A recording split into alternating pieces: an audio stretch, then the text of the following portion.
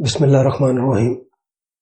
رسول اللہ صلی اللہ علیہ وسلم نے ارشاد فرمایا، اپنے گھروں کو قبرستان نہ بناؤ، یعنی اسے ذکر و اذکار، تلاوت و دیگر عبادات سے بالکل خالی مت چھوڑو، اور شیطان اس گھر میں داخل نہیں ہوتا جس گھر میں سورہ بقرہ کی تلاوت کی جاتی ہے۔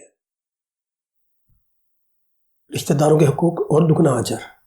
رسول اللہ صلی اللہ علیہ وسلم نے فرمایا، کسی مسکین پر صدقہ کرنا صرف صدقہ ہے، اور یہی صدقہ کسی غریب رشتہ دار پر کیا جائے تو اس کی حیثیت دگنا ہو جاتی ہے، ایک صدقہ کی اور دوسری صلہ رحمی کی۔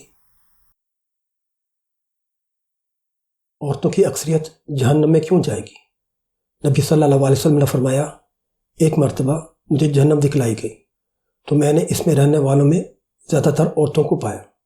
وجہ یہ ہے کہ وہ کفر کرتی ہیں۔ عرض کیا گیا، کیا اللہ کا کفر کرتی ہیں؟ تو آپ صلی اللہ علیہ وسلم نے فرمایا کہ شوہر کا کفر کرتی ہیں اور احسان نہیں مانتی۔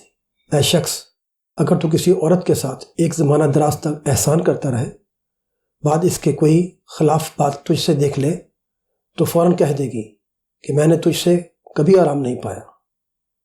دنیا و آخرت میں نجات کے لیے خواتین کو اس کمزوری پر قابو پانے کے ساتھ ساتھ صدقہ بھی کرنا چاہیے، جیسا کہ نبی صلی اللہ علیہ وسلم نے عید کے موقع پر خواتین کو نصیحت فرمائی تھی۔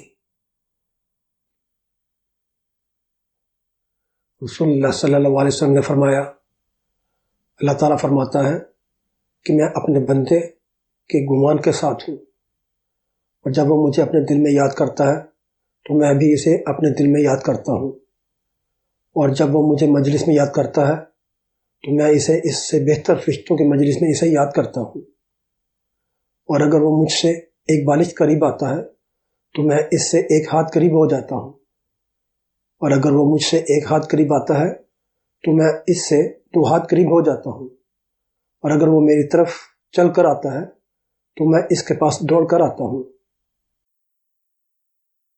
7 اعضاء پر سجدہ کرنے کا بیان۔